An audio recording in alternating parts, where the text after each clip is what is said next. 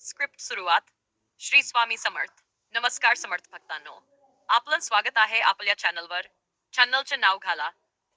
आज आपण जाणून घेणार आहोत प्रज्ञाविवर्धन स्तोत्र सेवा ही अतिशय पवित्र आणि परिणामकारक सेवा आहे, जी विशेषतः विद्यार्थ्यांसाठी, अभ्यास करणाऱ्यांसाठी आणि बुद्धिवर्धनासाठी अत्यंत उपयुक्त आहे.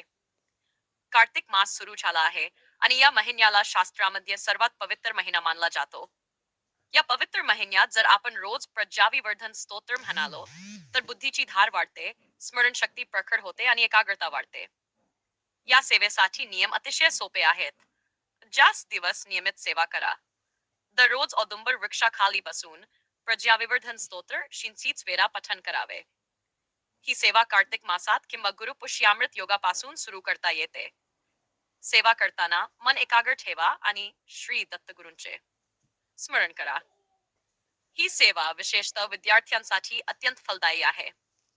शालेय विद्यार्थी, महाविद्यालयीन विद्यार्थी किंवा स्पर्धा परीक्षांसाठी तयारी करणारे जर ही सेवा निष्ठेने करतील तर त्यांच्या अभ्यासात यश, स्मरणशक्ती आणि बुद्धीची प्रगती निश्चित होते.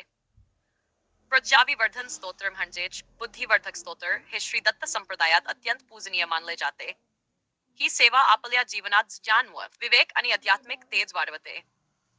म्हणूनच समर्थ भक्तांनो, या कार्तिक महिन्यात आपण सर्वांनी ही सेवा नक्की करावी आणि आपल्या मुलांनाही, विद्यार्थ्यांनाही या सेवेत सहभागी करून घ्यावे. कारण ही सेवा केवळ बुद्धी वाढवत नाही, तर मन, शांती, आत्मविश्वास आणि दैवी कृपाही प्रदान करते. शेवटी सेवा पूर्ण झाल्यानंतर श्री गुरुदेव दत्त या मंत्राचा जप करा.